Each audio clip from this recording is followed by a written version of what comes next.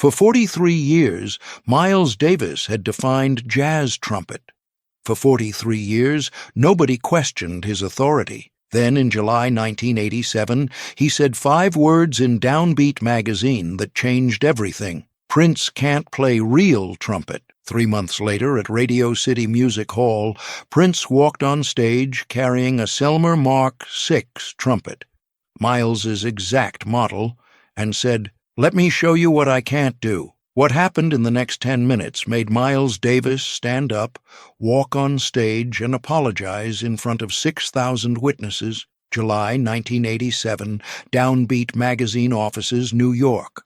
Miles Davis sat across from the interviewer, cigarette smoke curling between them like punctuation marks in the conversation about the future of jazz. "Who are today's great musicians?" the interviewer asked, pen poised above notepad. Miles leaned back in his chair, considering. "Wynton Marsalis on trumpet. Herbie still strong on keys." He paused, taking a drag. "Prince? Prince plays multiple instruments. What do you think of him?" Miles exhaled slowly, smoke obscuring his face for a moment. "Prince is bad. Multi-instrumentalist. Genius producer. But trumpet?" He shook his head. "Trumpet is different. It's not about fingers on keys. It's breath. Embouchure. Jazz soul. You can't learn that shit from a book." He stubbed out his cigarette with finality. "Prince plays keyboards, guitar, drums. But trumpet, that's jazz territory. You gotta live jazz. Breathe it, bleed it. Prince is pop-funk. He can't do what I do. Respect to him. But trumpet? Nah." The interview hit newsstands 3 days later. Jazz community erupted. Radio shows debated it. "Miles says Prince can't play trumpet." In Minnesota, Prince sat in his Paisley Park studio reading the article. His assistant stood nervously nearby. "Miles Davis said you can't play trumpet." Prince looked up, completely calm. "Miles is right." His assistant blinked. "What?" "I can't play trumpet like Miles," Prince said, sipping tea. "Nobody can. Miles Davis is Miles Davis, but I can play trumpet like Prince." He set down the magazine. "When's Miles in New York next?" September 20th arrived. Radio City Music Hall was sold out. And Miles Davis, sitting front row with his signature sunglasses and crossed arms, had no idea he was about to witness something that would change his entire understanding of what jazz could be. September 20th, 1987. Radio City Music Hall, New York, 7 p.m. The venue gleamed with Art Deco elegance. 6,000 seats filled with music lovers who'd paid premium prices for Prince's Sign of the Times tour. The stage lights were being tested, casting purple and gold across the ornate ceiling. Backstage, Prince stood in his dressing room, warming up on a trumpet that very few people knew he could play. His road manager knocked and entered. "Prince, Miles Davis is confirmed.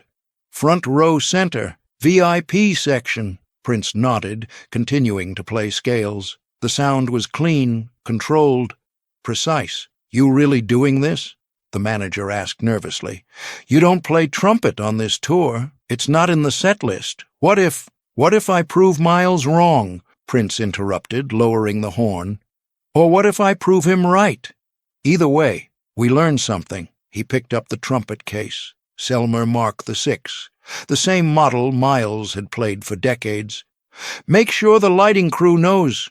When I call for the trumpet, I want a single spot. Purple. No distractions." 8 p.m. The lights dropped. The crowd screamed as Prince appeared in smoke and strobes, launching into "Sign o' the Times." The band was immaculate, every note placed with surgical precision. Miles Davis sat in his reserved seat, sunglasses on despite being indoors at night, arms crossed, the posture of a man who'd seen everything and wasn't easily impressed. Prince moved through the set list with typical mastery. "Play in the Sunshine" had the crowd dancing. "Housequake" shook the floor. "If I Was Your Girlfriend" brought intimacy to a room holding 6,000 people. 45 minutes in, Miles looked entertained but casual. Good show, professional. But where was this trumpet challenge he'd heard rumors about? At 8:50 p.m., after "You Got the Look," Prince stopped. took a long drink of water, scanned the front row deliberately. His eyes found Miles Davis. The entire room was about to discover that respect and challenge aren't opposites. Sometimes they're the same thing. Prince walked to the microphone, his breathing barely elevated despite 45 minutes of high-energy performance. The band stayed quiet behind him, waiting. "We have royalty in the building tonight," Prince said, his voice carrying that distinctive Minneapolis accent through the perfect acoustics. 6,000 people leaned forward. "Miles Davis, the goat of trumpet, the king of jazz." The crowd erupted. Miles stood slowly, waved with one hand, cool, confident, completely in control. He'd been celebrated like this 1,000 times. "Miles," Prince continued, "a few months ago you said something. DownBeat Magazine. You said I can't play trumpet. That trumpet is jazz territory. That I gotta live jazz to play it." The room went completely silent. This wasn't celebration anymore. This was confrontation. Miles nodded slowly from his seat. Even from stage, Prince could see him mouth the words, "I said it. I stand by it." Prince smiled. "You're absolutely right." Confusion rippled through the crowd. Miles tilted his head, surprised by the agreement. "I can't play trumpet like you," Prince continued. "Nobody can. You're Miles Davis. 60 years defining jazz trumpet, bebop, cool jazz, fusion, pioneer, legend. There's only one you." He paused, letting that truth settle. "But Miles, I can play trumpet like me. And tonight I'm going to show you something. Jazz isn't a territory. Jazz is a language, and I speak it with my accent." Prince gestured to the wings. "Bring the trumpet." A stagehand appeared carrying a black case. Opened it. The gleam of brass caught the lights. Selmer Mark VI, Miles's exact model. Miles Davis sat forward in his seat. This wasn't a publicity stunt. This was serious. "Miles," Prince said, lifting the trumpet and testing the valves, "I'm going to play your song." "So what?" From Kind of Blue, 1959, the album that changed everything. Miles's eyes widened behind his sunglasses. He was playing my song? On my instrument? The band began, walking bass, sparse piano chords, light brushes on drums, modal jazz, the real thing. Prince brought the trumpet to his lips, embouchure perfect, breath control ready, and 6,000 people held their breath, wondering if they were about to witness genius or disaster. Have you ever had someone tell you that you can't do something because it's not your territory? That you don't belong in their world? What did you do? Walk away? Or did you do what Prince did? Master their language? Then show them what it sounds like when you speak it with your own voice. The first note that came out of that trumpet made Miles Davis lean so far forward he almost stood. The first phrase was pure Miles Davis. Not imitation, not parody. Exact replication of style, tone, and soul. Prince's trumpet spoke in Miles's language, the cool tone that felt dark rather than bright, like midnight in a city that never sleeps. Space between phrases where silence spoke as loudly as sound. Modal approach using D Dorian. Mode exactly as Miles had pioneered in 1959. Short bursts of sound, then long sustained notes that hung in the air like smoke in a late-night club. The walking bass kept time. Piano added minimal chords. Drums brushed rather than hit, creating texture instead of rhythm. This was modal jazz in its purest form. Miles Davis sat frozen, hands gripping the armrests. He's playing my phrasing, my tone. How does he know these things? The technical precision was impressive. Flawless embouchure, conservatory-level breath control, impossibly clean valve work. But Prince was capturing something deeper, the philosophy of Miles's approach, the economy of notes. The way Miles made every sound count because he left so much space around it. Prince wasn't showing off. He was showing respect with restraint. This wasn't about proving speed or volume. This was about proving he understood jazz at its core, that he'd studied not just Miles's notes, But Miles's choices, the notes Miles didn't play, the rests that made the played notes matter. 4 minutes of pure Miles Davis tribute. Respectful, accurate, masterful in its humility. The crowd barely breathed. This wasn't entertainment. This was education. They were hearing Prince speak jazz fluently in a dialect many didn't know existed outside recordings from 3 decades ago. In the VIP section, Wynton Marsalis, 26, already one of the most accomplished jazz trumpeters of his generation, stared with mouth slightly open. "I practice 8 hours daily," he would later tell reporters. "Prince just played 4 minutes that made me question everything I know." Prince lowered the trumpet for 3 seconds. Breath. Reset. The band felt the shift. Bass player adjusted his grip. Drummer changed from brushes to sticks. Piano player's hands moved to different chord positions. Prince brought the trumpet back to his lips. Embouchure tightened, preparing for brighter tones. Miles understood immediately. The tribute was over. Now came the transformation. What happened next would prove that respecting tradition and breaking rules aren't opposites. Sometimes they're the same act of love. The tempo increased subtly. Funk, feel entering the modal structure like a new color bleeding into watercolor, changing everything without destroying what came before. Prince's trumpet tone brightened. More aggressive. Not abandoning Miles's approach, but expanding it, like taking a whisper and building it toward a shout. Adding his generation's energy, the sound of Minneapolis streets and purple rain. The phrases got longer, demonstrating breath control that made even Miles raise his eyebrows. Notes held for 8, 9, 10 seconds without wavering. Then adding bends, blues influence that Miles rarely used, the sound of B.B. King meeting bebop. This was Prince's voice entering the conversation. The trumpet began to scream. High notes in the altissimo register that required not just technique, but courage. High D held for 8 full seconds, filling Radio City's architecture, bouncing off Art Deco walls built to amplify opera and now amplifying evolution, then dropping immediately to the low register, creating contrast that felt visceral. 6,000 people began to roar. This was virtuosity. Someone not just playing an instrument, but commanding it, bending it to express ideas that couldn't be spoken. Miles stood halfway out of his seat, torn between sitting cool and standing in shock. "He's doing his thing now," Miles muttered. The bassist locked into a different groove. Still modal, but funkier. The drummer added more attack. The piano player started comping with more rhythmic complexity. Prince was demonstrating something profound. You could honor tradition while speaking your own dialect.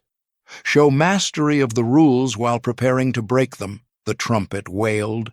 Bent notes that sounded like crying. Fast runs, sudden stops. Musical ideas coming so quickly they barely had time to resolve.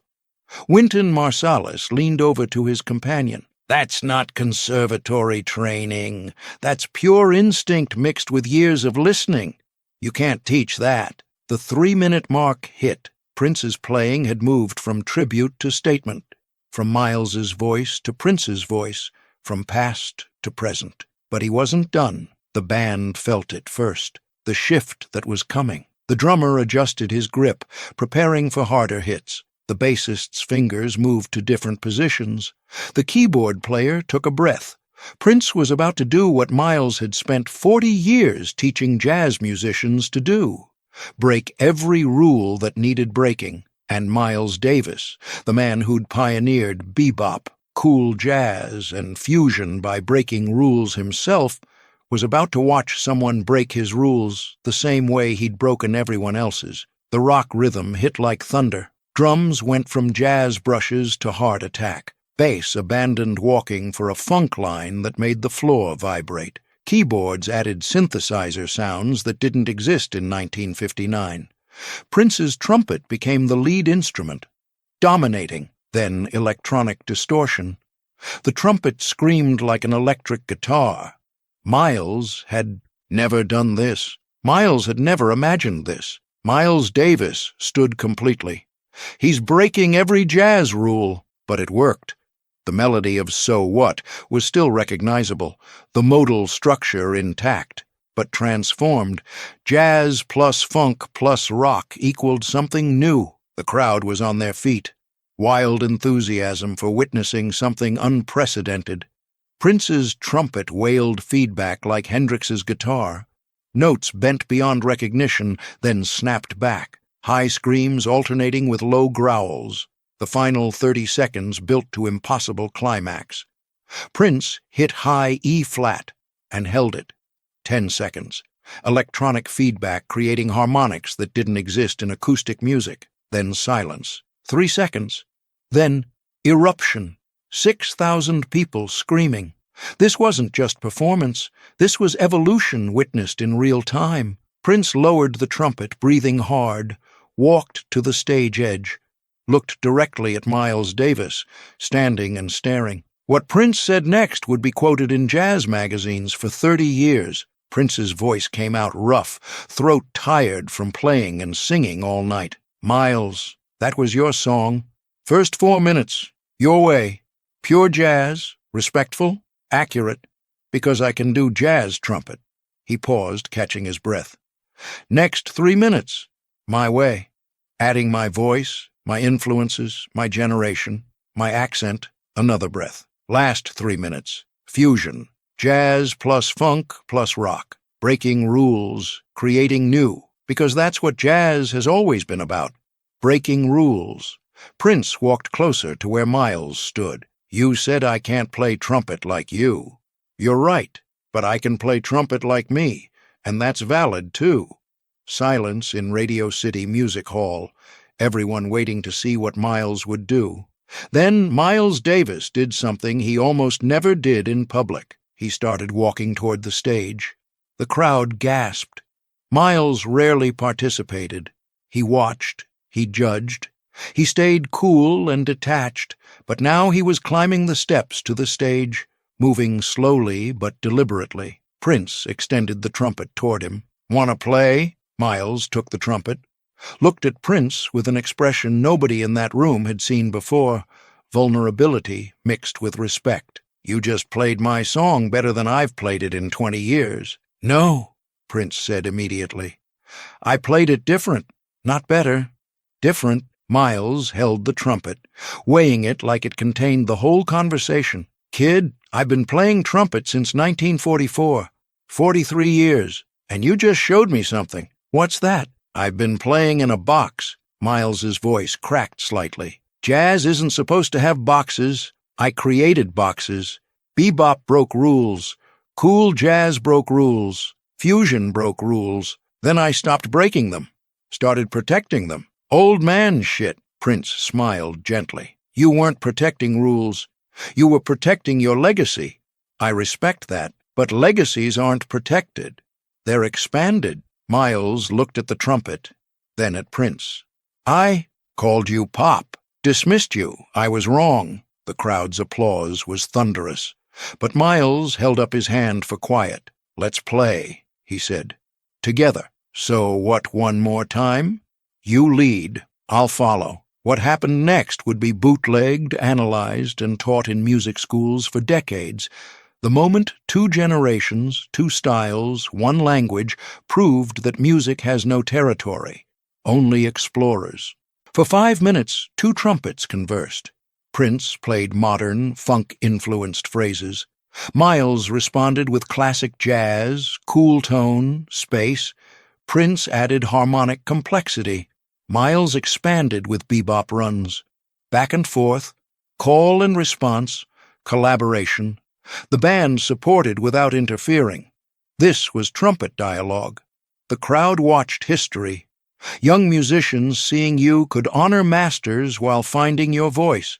Old jazz heads seeing tradition didn't mean stagnation. Final note, both trumpets hitting concert B-flat in perfect unison, held, sustained, together. Then Miles did something nobody had seen. He hugged Prince. A full, genuine hug while 6,000 people stood silent. Backstage, 11 p.m. Miles, smoking, relaxed. "How long you been playing trumpet?" "Since 12. Self-taught." Listen to your albums, Dizzy, Clifford Brown, learned by ear, self-taught. That was conservatory level. Conservatory teaches rules. I learned feeling first.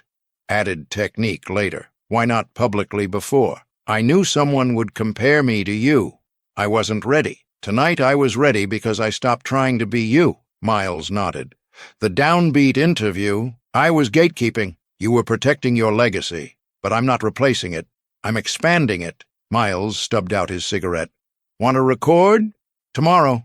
My studio. Let's make jazz cry. September 21st, 1987. Press conference. Miles facing cameras. Last night, Prince played trumpet. I said he couldn't. I was wrong. He plays like music. No boundaries. That's what jazz was supposed to be. I forgot. He reminded me. 1988, 1989. Miles and Prince. 3 studio sessions, unreleased during their lifetimes. Best collaborations of my career, Miles said. Not because of what we recorded, because of what we learned. September 1991. Miles died at 65. Prince attended the funeral, played trumpet solo. So what? Miles's version. 3 minutes, then stopped. Couldn't finish. Tears made playing impossible. 2016. Prince died at Paisley Park, age 57.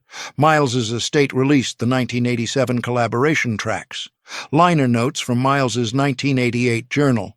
Prince taught me, jazz isn't style, jazz is spirit. Spirit has no rules. I spent 40 years making rules. He spent 30 breaking them. We're both right. That's the beauty. A real master isn't measured by how well they protect their territory. They're measured by how generously they share their language with those who speak it differently. Miles Davis spent 40 years defining jazz trumpet. Prince spent one night showing that definitions can expand without erasing what came before.